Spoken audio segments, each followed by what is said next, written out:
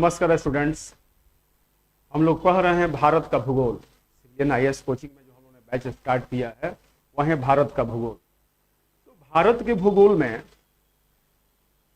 जो पिछली क्लास हुई थी, आज क्लास में आप ये जानिए कि भारतीय भूगोल का जनक किसे माना जाता है। सवाल आपसे आती है, क्योंकि हम ये बाद में पढ़ाएंगे कि भारतीय भूगोल या भारत के भूगोल का जनक किसे माना जाता है। एक सवाल आ जाएगा कि कौन है भारतीय भूगोल के जनक।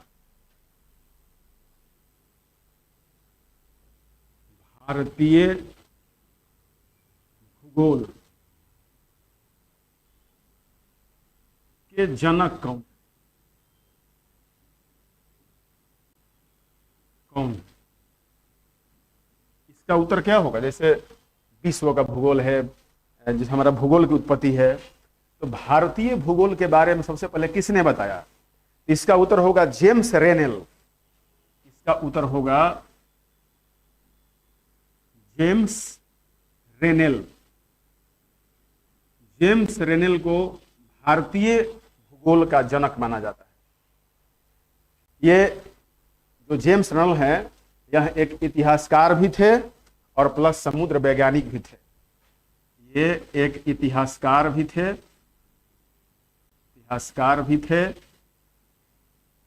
और समुद्र वैज्ञानिक भी थे। समुद्र वैज्ञानिक, इन्होंने ही भारतीय भूगोल के क्षेत्र में अतुलनीय कार्य किया और तब से लेकर अभी तक भारत के भूगोल को हम लोग पढ़ते आ रहे हैं। इन्होंने सबसे पहले भारत का सटीक मानचित्र निर्माण किया था। सवाल आ सकता है कि भारत का पहला जो मानचित्र सटीक था किसने बनाया। तो जेम्स रेनेल ने। भारत का पहला सटीक मानचित्र जिसको हम लोग पढ़ते हैं मानचित्र, बनाया जेम्स रेनेल ने।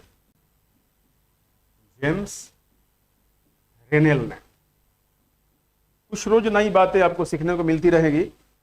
तो ये तो मैंने बता दिया कि भारतीय भूगोल का जन्मदाता कौन है, जेम्स रेनेल। जिन्होंने भारत के भूगोल का सटीक मानचित्र बनाया। कल से हम लोग आगे अब कक्षा शुरू करते हैं। आप यहाँ पर दोबारा दोहरा सकते हैं कि भारतीय भूगोल के जनक हैं जेम्स रेनेल, जो इतिहासकार भी थे और समुद्र वैज्ञानिक। इन्होंने भारत का पहला सटीक मानचित्र बनाया था और ये जेम्स रेनेल थे। चलिए हम लोग, हाँ बिल्कुल। तो अब आपसे कोई पूछेगा कि भारत के कितने पड़ोसी देश हैं, तो भारत के 8 पड़ोसी देश जिस चर्चा हम लोग कल कर चुके थे। अब 7 मूल पड़ोसी देश और 2 समुद्री पड़ोसी देश। तो इन 7 जो मुख्य पड़ोसी देश हैं, स्थलीय पड़ोसी देशों का नाम देखिए। देखिए, सबसे पहले नाम आता है हमारा कि क्षेत्रफल और जनसंख्या की दृष्टि से भारत दक्षिण एशिया का सबसे बड़ा देश है। क्षेत्रफल और जनसंख्या की दृष्टि से भारत दक्षिण एशिया का सबसे बड़ा देश है। लेकिन विश्व में किस स्थान पर है। देखिए, ध्यान दीजिए, दक्षिण एशिया का सबसे बड़ा देश, लेकिन विश्व में इसका स्थान कौन सा है जी। विश्व में 7वां बड़ा देश। 7वां बड़ा देश हमारा भारत। अब विश्व के कुल क्षेत्रफल का, विश्व के कुल क्षेत्रफल का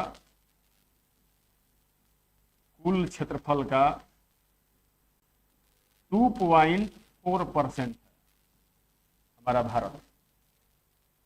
जितने विश्व क्षेत्रफल है उसका कितना है, 2.4% है। लेकिन यहां पर आप देख सकते हैं कि क्षेत्रफल और जनसंख्या दृष्टि से भारत दक्षिण एशिया का क्या है, सबसे बड़ा देश है।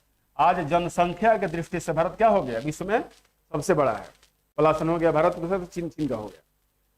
अब कह रहे हैं कि जिसकी सीमाएं 7 देशों से, 7 देश तो बताया था हमने आपको, मिलती है। भारत के 17 राज्यों की सीमाएं, ध्यान रखिएगा, 17 राज्यों की सीमाएं इन पड़ोसी देशों से क्या होती है, मिलती है। कुल 17 राज्य के जो हमारे सीमाएं हैं इन 7 पड़ोसी देशों से क्या होती है, मिलती है। अब हम लोग आगे आते हैं कि सीमा रेखा से लगे भारत के पड़ोसी राज्य कौन कौन भारत के पड़ोसी राज्य हैं, इसको देखिए। सबसे पहला स्थान किसका है? बांग्लादेश का। बांग्लादेश। तो बांग्लादेश से कुल सीमा कितनी लगी है भारत की? बांग्लादेश से भारत की जो कुल सीमा लगी है आप देख सकते हैं कि 4096.7 और सीमा से लगे भारतीय राज्यों की संख्या, माने बांग्लादेश से कितना राज्य से लगा है? 5। बांग्लादेश हमारे भारत के 5 राज्यों से लगा है। कौन कौन है? पश्चिम बंगाल, असम, मेघालय, त्रिपुरा और मिजोरम। बांग्लादेश से ये 5 देश बिल्कुल याद कर लीजिए। 5 राज्य की सीमा बांग्लादेश से लगती है। सबसे ज्यादा किससे है? पश्चिम बंगाल, असम, मेघालय, त्रिपुरा और मिजोरम। नेक्स्ट देखें आप, चीन से चाइना। चाइना की कुल जो सीमा रेखा है भारत से उसे क्या बोलते हैं? McMahon line. क्या नाम है उसका? मैकमोहन। कितनी सीमा लगी है?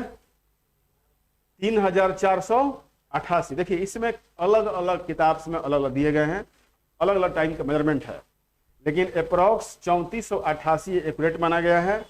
और बांग्लादेश की तरह इसकी भी सीमाएं किससे लगती हैं? 5 राज्यों से। तो चीन से लगने वाली 5 राज्य की सीमा कौन कौन सी है? पहला क्या है? जम्मू कश्मीर, दूसरा हिमाचल, तीसरा उत्तराखंड, चौथा सिक्किम और 5वां। अब देखिए इसमें अगर जम्मू कश्मीर की हम लोग बात करेंगे तो जम्मू कश्मीर का हम थोड़ा सा मैपिंग करके आपको यहां पर समझाएं तो आपको इस तरह देखने से लगेगा कि अब जो जम्मू एंड कश्मीर है वो नीचे हो गया है। आइए लद्दाख है। क्या है? लद्दाख। तो वास्तविक में चाइना यहां है। तो हम लोग इस दृष्टि से देखेंगे तो अब जम्मू कश्मीर नहीं, किसकी सीमा लगती है? लद्दाख की। तो यहां जो जम्मू कश्मीर है, लेकिन सवाल कभी कभी पूछ देगा तो ये भी आंसर सही हो सकता है। आप ऑप्शन के अनुसार मानिए कि ऑप्शन में क्या दे रहा है। तो यहां अगर लद्दाख हम लोग कहें तो ये भी गलत नहीं होगा। लद्दाख से हमारी सीमा चाइना से अब लग रही है। नेक्स्ट हम लोग आते हैं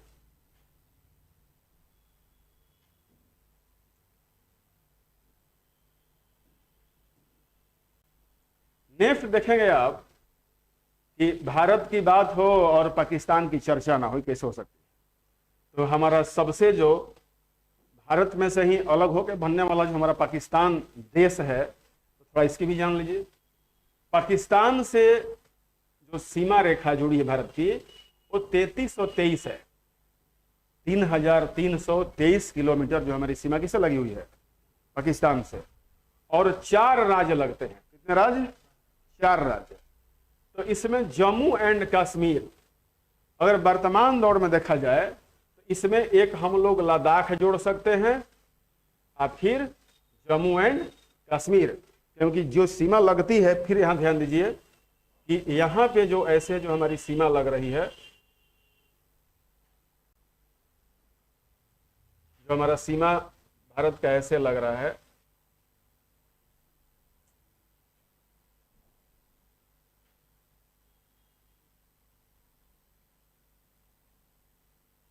तो इस इलाके में तो लद्दाख हो गया, ये हमारा लद्दाख हो गया और नीचे हो गया जम्मू एंड कश्मीर। तो पाकिस्तान से इस दोनों की लग रही है। अगर वास्तविक आपको क्लियर करके पूछा जाए तो अब यहां पे लद्दाख हो गया, जम्मू कश्मीर हो गया, तो जम्मू कश्मीर प्लस लद्दाख लिखना होगा। अगर ऑप्शन में ऐसे तो मारिएगा, पंजाब तो अपनी जगह पर सही है, राजस्थान से भी लगता है और गुजरात से भी लगता ही लगता है। नेपाल, देखिए अभी आपने बांग्लादेश से 5 पढ़ा, चाइना से 5 पढ़ा, पाकिस्तान भी मिला जुला लगभग 5 हो चुका है लद्दाख जोड़ने से। और हमारा जो नेपाल है तो नेपाल की जो लगी सीमा है 1751 किलोमीटर और 5 राज्य नेपाल से भी क्या होते हुए हैं? लगे हुए हैं। उत्तराखंड, उत्तर प्रदेश, पश्चिम बंगाल, सिक्किम और बिहार, ये बिल्कुल आपके मुंह पे होने चाहिए। क्या क्या? नेपाल से 5 राज्य, उत्तराखंड, उत्तर प्रदेश, पश्चिम बंगाल, सिक्किम और बिहार लगे हैं। सबसे अधिक बिहार टच करता है, क्योंकि नेपाल के सर्वाधिक दक्षिण में कौन है, बिल्कुल सटे हुए बिहार है। जितना नेपाल का तराई है सब बिहार से क्या हुआ है, लगा हुआ है। अब देखेंगे म्यांमार। म्यांमार का जो कुछ नाम है जान लीजिए। इससे हम लोग पहले बर्मा भी बोलते थे, और भारतीय शास्त्र में इसका नाम था ब्रह्म देश या ब्रह्मर्षि देश। सब म्यांमार को ही कहा जाता है। म्यांमार में आज सैनिक शासन है, रक्षापट हो चुका है। तो इसकी सीमा जो लगती है भारत से 1643 किलोमीटर सीमा लगती है, किसकी, म्यांमार से। अभी आपने जो मणिपुर में हिंसा देखा है, तो मणिपुर में अधिकांश बांग्लादेश से म्यांमार से आने वाले रोहिंग्या और कुछ ऐसे लोग जो वहां पे मैतेई समुदाय के लोग हैं और कुकी समुदाय के लोग हैं, वहां के आने वाले लोग भी इन दोनों में फूट डालने का काम करते हैं। तो याद रखिए कि म्यांमार से हमारी कितनी राज्य की सीमा लगी है, 4। पहला क्या है, अरुणाचल प्रदेश, दूसरा नागालैंड, तीसरा मणिपुर और चौथा मिजोरम। तो इतनी सीमाएं लगी हुई हमारी म्यांमार से। भूटान अगर नक्शे पे देखा जाएगा तो सिक्किम और अरुणाचल प्रदेश भारत जहां 2 राज्य हैं, इन दोनों राज्यों के बीच में कमल के फूल की भांति खिला हुआ है। तो भूटान एक बिल्कुल ही पहाड़ी राज्य है, और भूटान के 70% हिस्से पर क्या है, जंगल है, पहाड़ है। और भूटान को thunder bolt of the world भी कहा जाता है। इस सब बातें जान लीजिए। भारत से इसकी कुल सीमा जो लगती है 699 किलोमीटर लगती है, और 4 राज्य इसके डायरेक्ट टच में है। पहला है आपका सिक्किम, दूसरा है पश्चिम बंगाल, तीसरा है असम और चौथा है अरुणाचल प्रदेश। इन सभी राज्यों से ये टच में है। अब देखेंगे हम लोग, अब एक देश ऐसा है अफगानिस्तान।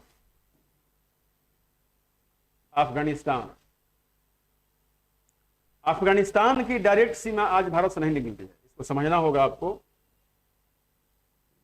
देखिए, ये जो पाकिस्तान आप देख रहे हैं, ये पाकिस्तान है, और ये जो लाइन है यह अफगानिस्तान का है। तो अफगानिस्तान से कुल एक ऐसे क्षेत्र यहां पर आके टच करता है, ये क्षेत्र है। तो इसकी जो सीमा रेखा है ये कितनी है, 106, और इसे सिर्फ एक राज्य लगता है जिसे जम्मू एंड कश्मीर कहा गया है।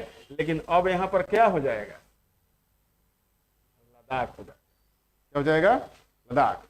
लेकिन चूंकि यहां देखेंगे इस मैप पर, तो यहां तो आपको नजर आ रहा है रेड क्लिफ लाइन, और ये जो इतना भारत पाकिस्तान के बीच में, इसका नाम क्या है, डुरंड लाइन, डुरंड रेखा। तो अब वास्तविक जो इस समय भारत के, अब चीन के पास, पाकिस्तान के पास सीमा है, तो आप देखेंगे कि मुजफ्फराबाद से लेकर के और लगभग ऐसे हो गया है, ऐसे, और ये इलाका चला आया है चीन में। तो इस तरह से ये इलाका पूरी तरह से किस में हो गया, पाकिस्तान में। अब हमको अफगानिस्तान जाने के लिए पाक अधिकृत कश्मीर में जाकर जाना होगा, जिसे पाकिस्तान अपना मानता है और भारत अपना मानता है। तो इस विवादित क्षेत्र में सीमा लगती है अफगानिस्तान की। तो इसलिए भारत का मूल पड़ोसी देश में से अफगानिस्तान इस समय इनडायरेक्टली कटा हुआ है। ठीक है, यहां तो कोई आपको दिक्कत है नहीं, आप लिख सकते हैं आगे। देखिए, भारत का कुल जो क्षेत्रफल है, इस पॉइंट को आप लोग नोट कर सकते हैं। भारत का कुल क्षेत्रफल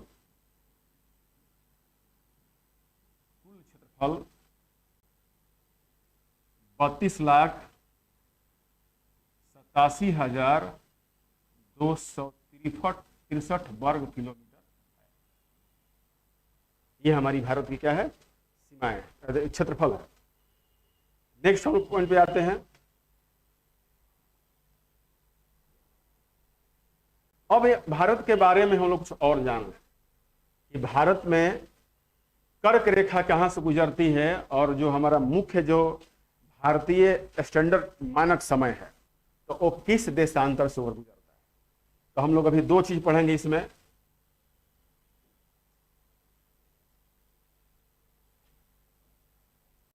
पहला हम लोग पढ़ेंगे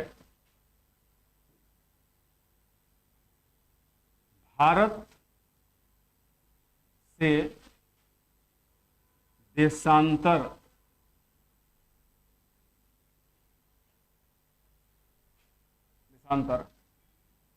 किन राज्यों से गुजरती है, किन राज्यों से गुजरती है, भारत में देशांतर किन राज्यों से होकर गुजरती है। पहले देशांतर का मतलब समझ लीजिए कि देशांतर हम लोग कहते हैं ये 0 डिग्री हुआ, 23.5 डिग्री, 23.5 डिग्री उत्तरी अक्षांश को हम लोग क्या बोलते हैं जी, कर्क रेखा। 23.5 डिग्री उत्तरी अक्षांश क्या बोलते हैं, कर्क रेखा। सॉरी देशांतर गलती हो गया है,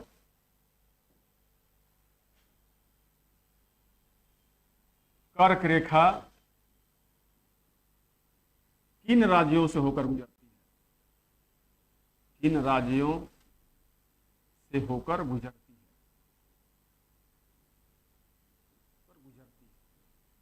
अब देखें कि यहां पे जो कर्क रेखा है 0 डिग्री, ये हमारा 23.5 डिग्री। तो भारत से गुजरने वाली कर्क रेखा आप देखेंगे तो इस मैप पे यहां देखें,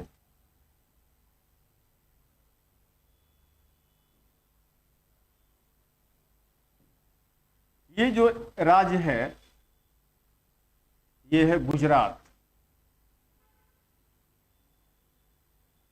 एक पहला राज्य क्या हो गया, गुजरात।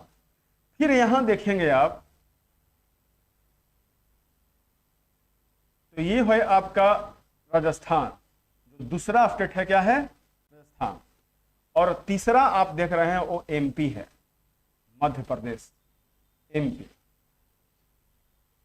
ये हो गया आपका तीसरा। चौथा जो स्टेट आप देख रहे हो क्या है जी, छत्तीसगढ़। पांचवा स्टेट क्या है, झारखंड। छठा वेस्ट बंगाल।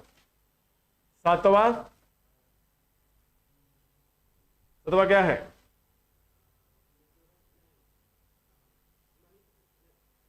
बोलिए, त्रिपुरा। इसका नाम है त्रिपुरा। और ये क्या है, मिजोरम। तो त्रिपुरा और मिजोरम, त्रिपुरा हो जाएगा 7वां, ये क्या हो जाएगा 8वां। तो इस प्रकार भारत के ऐसे 8 राज्य हैं जिन्हें से क्या गुजरती है, कर्क रेखा। तो इस पर अगर नाम दिया जाए तो पहला नाम हो जाएगा, सबसे पश्चिम में है गुजरात। दूसरा नाम हो जाएगा राजस्थान। तीसरा हो जाएगा मध्य प्रदेश, एमपी। चौथा हो जाएगा छत्तीसगढ़।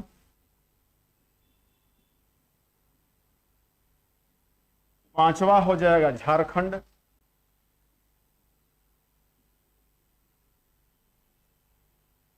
छठा हो जाएगा आपका वेस्ट बंगाल,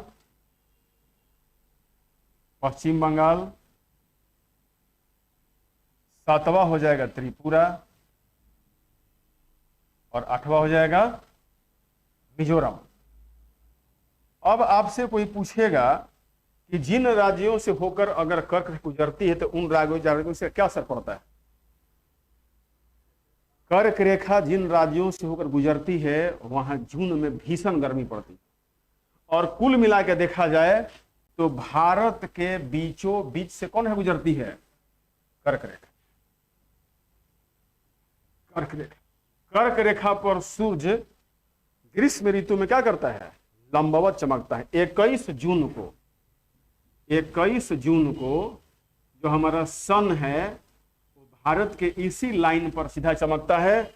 इसलिए भारत को उष्ण कटिबंध में रखा गया है। कहां रखा गया है, भारत एक उष्ण कटिबंधीय मानसूनी जलवायु का देश है और उष्ण कटिबंध इसलिए कि भारत के लगभग बीचों बीच से क्या गुजरता है, कर्क रेखा गुजरता है, जिससे आपको लगता है कि भारत में गर्मी ज्यादा पड़ती है।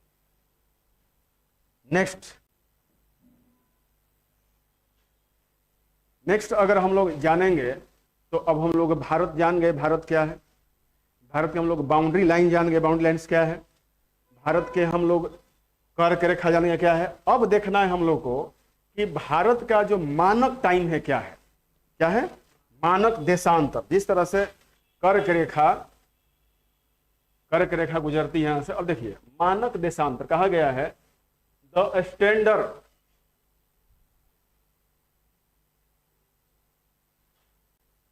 Standard meridian of Indian having the longitude कितना है 82.5 डिग्री। इस लॉन्गिट्यूड को हम लोग क्या बोलते हैं, देशांतर रेखा,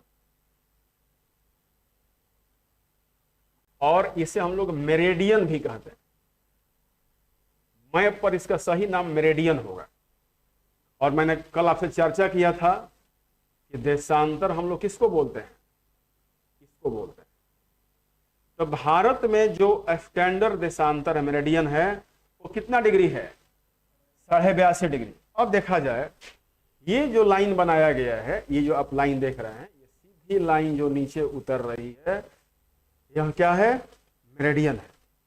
मेरिडियन और देशांतर में एक फर्क है। देखिए यहां पर जो लॉन्गिट्यूडनल लाइन है इसको हम लोग मान लेते हैं कि 82.5 डिग्री ईस्ट देशांतर है।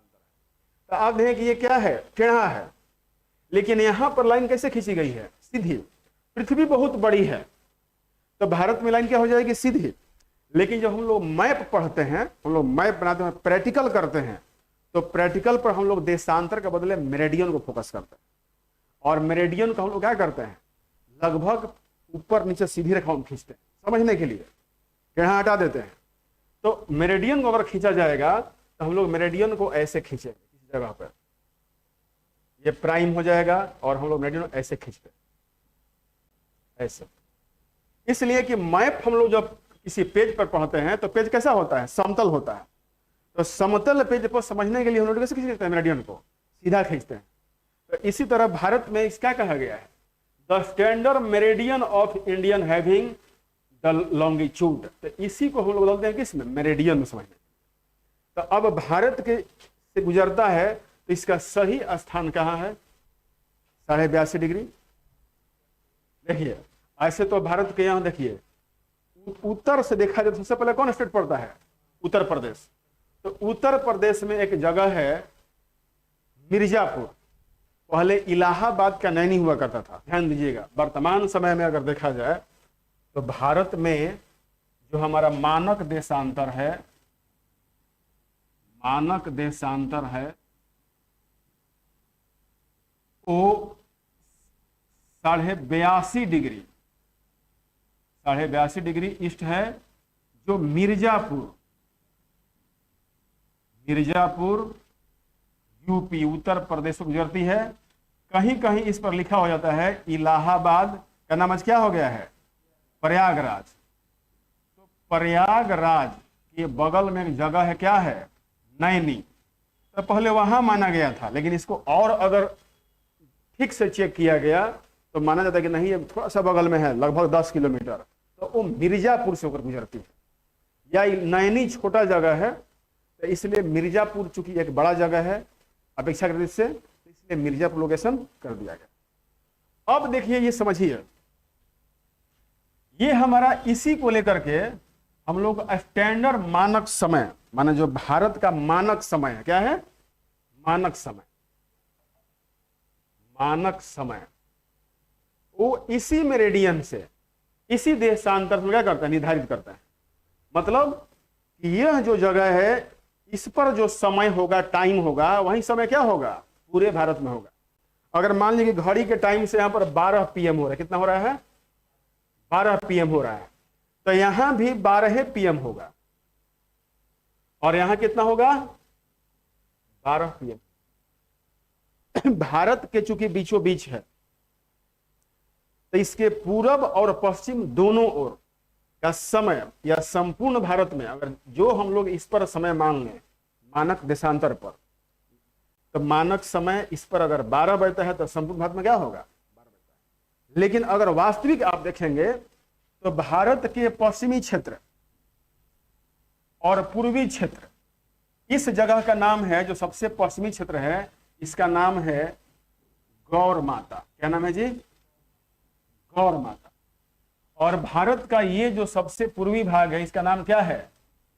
किबिथु। क्या नाम है? किबिथु। तो हम एक बार पूरा क्लीन करके दिखाएं आपको।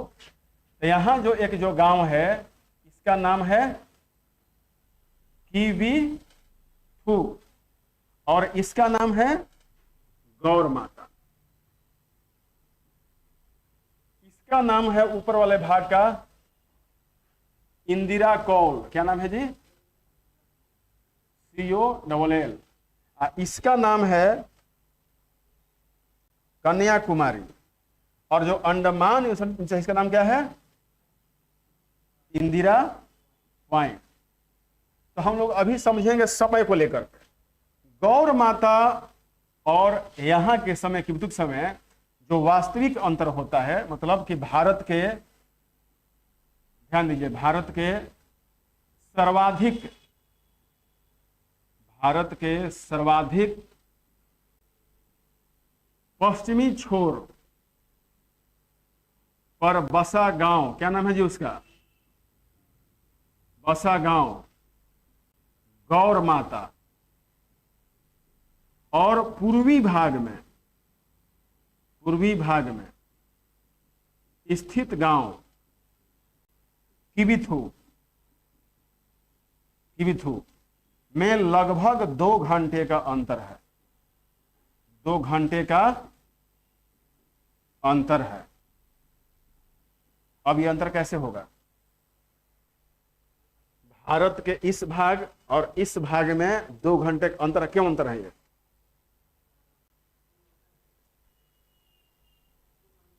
हाँ, क्यों अंतर है? अब इसको जानने के लिए जाना जाएगा कि भारत का कुल देशांतर कितना है। भारत का जो कुल देशांतर देखा जाएगा तो यहां पर पश्चिम भाग है 68 डिग्री 7 मिनट। ये कितना पर है? 68 डिग्री 7 मिनट पर। और ये कितना पर है? 97 डिग्री 25 मिनट। तो हम लोग क्या करेंगे? अधिक में से कम क्या करेंगे? घटाएंगे। तो यहां पर देखिए 97 25 में से 68 7 क्या करेंगे? घटाएंगे। 25 में से 7 कितना होगा? 18। और यहां पे 17 में से 8 गया 9 और 8 में से 6 गया 2, लगभग 29 डिग्री 18 मिनट। कितना हुआ? 29 डिग्री 18 मिनट। आपको यहां पता होगा कि 2 देशांतरों के बीच की दूरी कितनी होती है? 4 मिनट। देखिए 2 देशांतर के बीच की दूरी कितनी होगी है? 4 मिनट। अब कितना यहां पर अंतर है? 29 डिग्री 18 मिनट का है ना। हम इसको मोटा मोटी मान लिए 29 18 है, तो हम लोग इसको 30 मान लिए। अब गुना किसे करेंगे? माने 29.18 देशांतर का क्या है? अंतर है। हमने इसको 30 मान लिया। 30 में किससे गुना करेंगे? 4 से, क्योंकि 2 देशांतरों के बीच की दूरी कितनी होती है? 4 मिनट की होती है। तो जब 4 मिनट की होती है तो 3 चौका 12 कितना हो जाएगा? 120। इसमें हम लोग 60 से भाग देंगे तो 6 दूनी 12 120, माने 2 घंटा क्या हो गया? अंतर हो गया। तो अगर मान लीजिए कि यहां पर सूर्योदय हो रहा है तो यहां पर क्या हो रहा होगा? अभी 2 घंटा बाद होगा। अगर भारत के अरुणाचल प्रदेश में सूर्योदय हो गया, क्योंकि सूर्योदय कहां होता है? पूरब में, तो अभी गुजरात के गौर माता गांव में 2 घंटा बाद क्या होगा? सूर्योदय होगा, क्योंकि सूर्य को इधर चमकने में क्या होगा? समय लगेगा। इसलिए भारत के मतलब कि अगर देखा जाए पूर्व और पश्चिम भागों में वास्तविक रूप से कितना अंतर है, 2 घंटा का। लेकिन इसी अंतर को दूर करने के लिए हर एक देश, भारत के सभी देश एक मानक देशांतर का यूज करते हैं। लेकिन जो देश चौड़ाई में बहुत ज्यादा होगा, क्या होगा, ज्यादा होगा, तो उसके एक देशांतर से तो एक दिन में बहुत अंतर हो जाएगा। जैसे रसिया है, चाइना है, तो इन लोग में कई मानक मेरिडियन होते हैं और उस आधार पर उस एरिया का समय गणना किया जाता है, ठीक है ना। तो इसलिए मानक देशांतर जो देश का चौड़ाई कम होता है वहां पर 1 होता है, और जिन देशों का चौड़ाई ज्यादा होता है जैसे रसिया में 11 है, ठीक है। तो इस प्रकार से देशांतरों में अंतर क्या हो जाते हैं, और समय में अंतर, छोड़ दो इसको, उधर बैठो ना, समय में अंतर हो जाता है, इससे आवाज चला जाता है। तो अब समझ गए आप कि किसी देश का मानक देशांतर क्या होता है, उसे देश का उसका समय निर्धारण करते हैं। मानक देशांतर से उस देश का हम लोग समय निर्धारण करते हैं। और जो देश ज्यादा चौड़ा होगा जैसे रसिया, तो रसिया में क्या है, 11 मानक देशांतर अपनाया जाता है। अब इस देशांतर के इधर और इधर समय को हम लोग एक घड़ी से क्या करते हैं, मिला देते हैं। हम अभी पूछें कि पटना में 2:30 बज रहा है, तो गौर माता में कितना समय हो रहा होगा, 2:30 बजेगा। और अरुणाचल के किबुत्सु में कितना बजेगा, 2:30 बजेगा। लेकिन सूर्य प्रकाश और दिन की अवधि में क्या रहेंगे, अंतर रहेंगे। क्लियर हो गया आप लोग को। तो ये आपने जाना कि कर्क रेखा भारत के किन 8 राज्यों से गुजरती है। तो जिन राज्यों से होकर कर्क रेखा गुजरती है वहां जून में भीषण गर्मी पड़ती है। और मानक देशांतर हमारे कहां से गुजरता है, मिर्जापुर से, ठीक ना। अब आपसे कोई पूछेगा, यहां पर कंफर्म कर लीजिए कि भारत के किन किन राज्यों से होकर मानक देशांतर गुजरता है। तो पहला राज्य क्या है, पहला राज्य हो जाएगा आपका उत्तर प्रदेश, नोट कर लीजिए। दूसरा राज्य क्या हो जाएगा, मध्य प्रदेश से टच कर रहा है, एमपी। तीसरा राज्य कौन सा है, छत्तीसगढ़ है। चौथा राज्य क्या हो जाएगा, उड़ीसा। अब इसको भारत संविधान नाम निकाल दिया है उड़ीसा। और 5वां राज्य कौन है, आंध्र प्रदेश। आंध्र प्रदेश।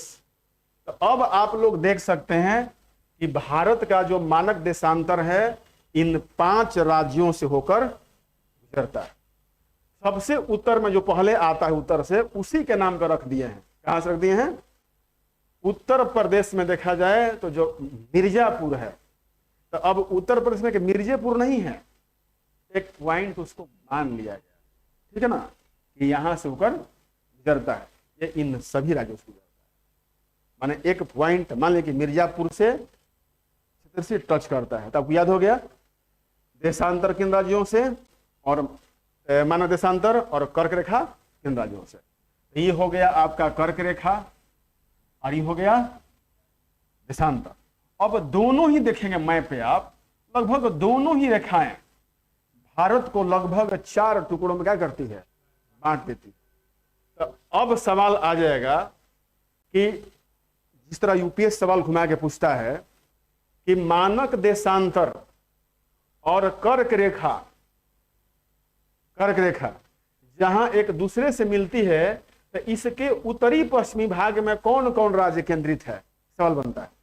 देखिए इसमें और इसमें कौन कौन से राज्य केंद्रित हैं, आप देख सकते हैं, नाम दे सकते हैं। इस इलाके में कौन से हैं, इधर कौन से हैं या इधर कौन से हैं। ऐसे सवाल यूपीएससी पूछा करता है मैपिंग का। तो ये आप एक मैप समझ गए, ठीक है। चलिए नेक्स्ट हम लोग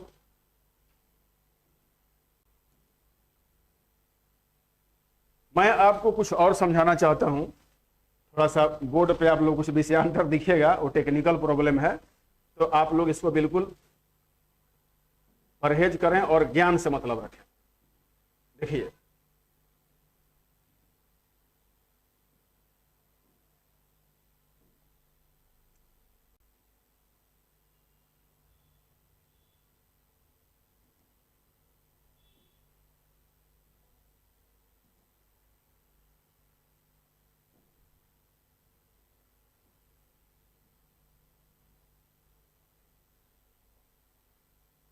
देखिए अब एक मैप आप समझिए, भारत का ये जो ये मैप है आपको ये समझाने में मदद करेगा कि कहां पर कौन से राज्य अवस्थित है। ये लगभग इसे सवाल आता है। तो अगर इसको हम लोग मैप पे देखेंगे तो बोर्ड पे इतना ही बड़ा मैप हो सकता है, फिर आगे पीछे कट जाएगा। तो यहां पर समझिए आप, वर्तमान में जो धारा 370 हटा दिया गया, तो धारा 370 हटाने के बाद किस प्रकार से जम्मू और कश्मीर राज्य को डिवाइड की। देखिए यहां पर आप देखेंगे तो ये हमारा पहले जम्मू और कश्मीर के नाम से जाना जाता था। यह सेक्टर जो मैंने आपको ऊपर फिगर बना के दिखाया है, आपको मैप पे दिख रहा होगा। तो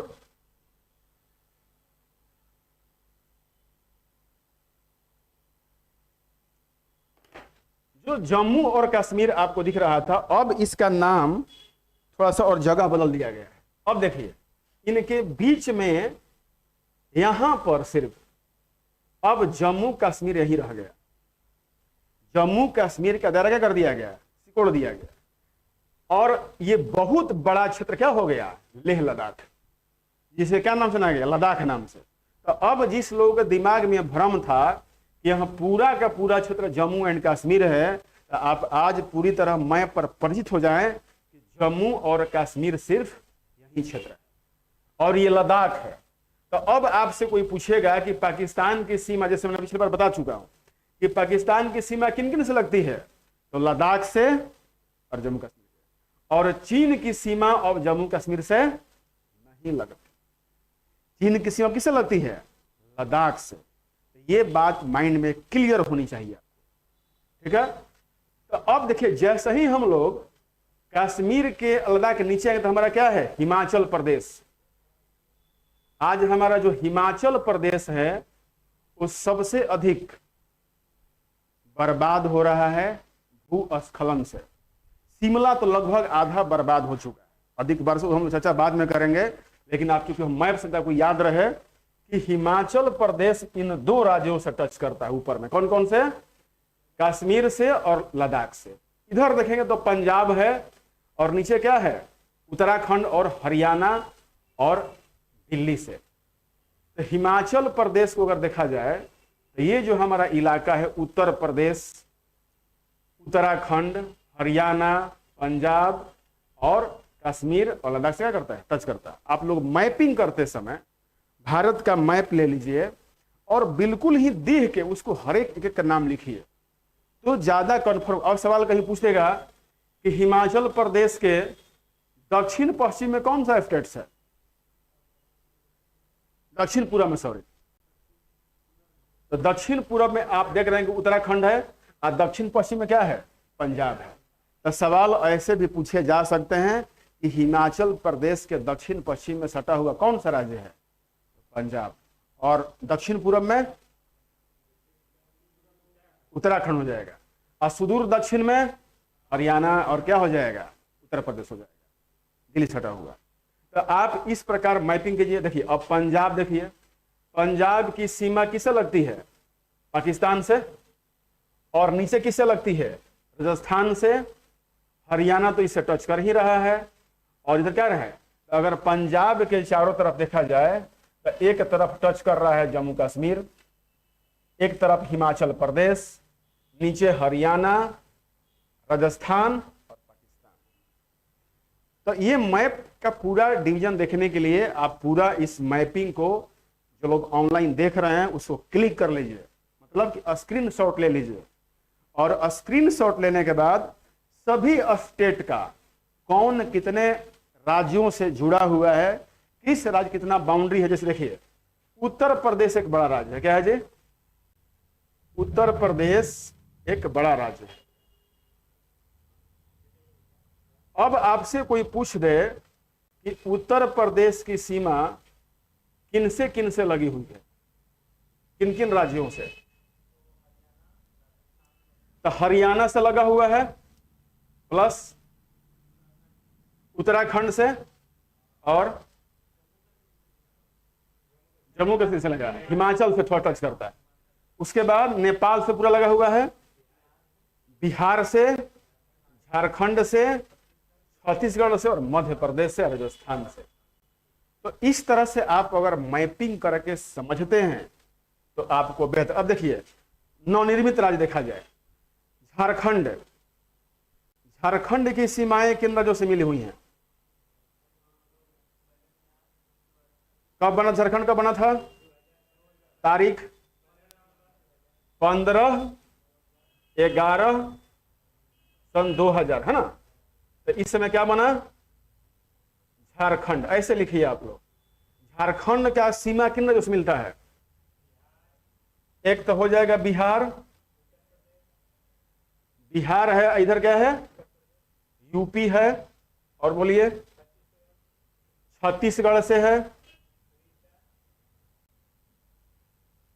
उड़ीसा से, उड़ीसा को लोग बार बार ओडिशा कहिए, देखिए उड़ीसा नहीं, ओडिशा लिखा गया है।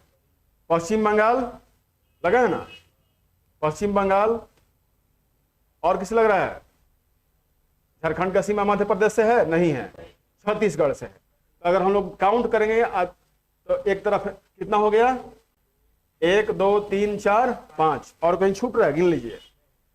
उत्तर प्रदेश टच कर रहा है, छत्तीसगढ़ से, उड़ीसा से, बंगाल से और बिहार से।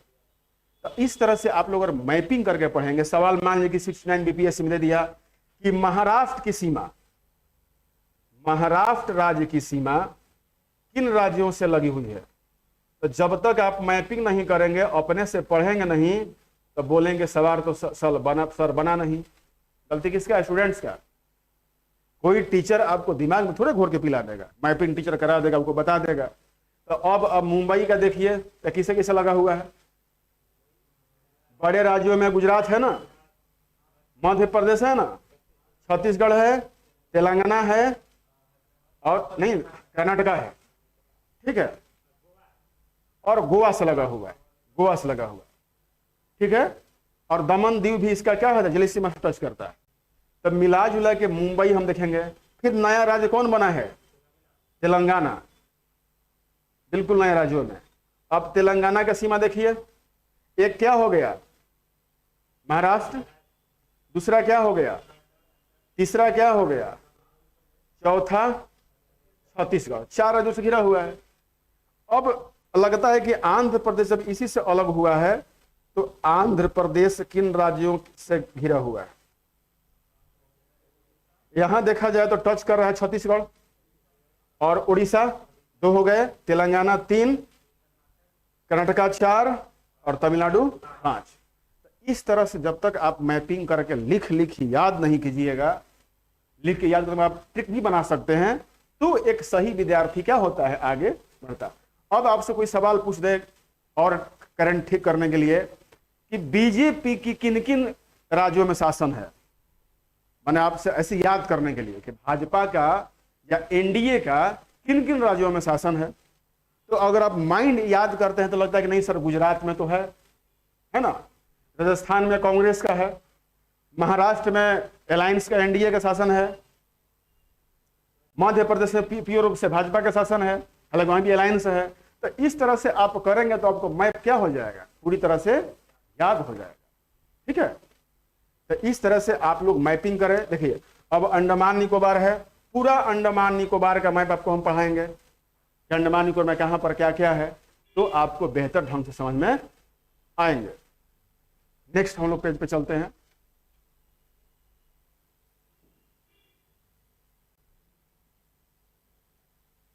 देखिए ये भी भारत का मैप है।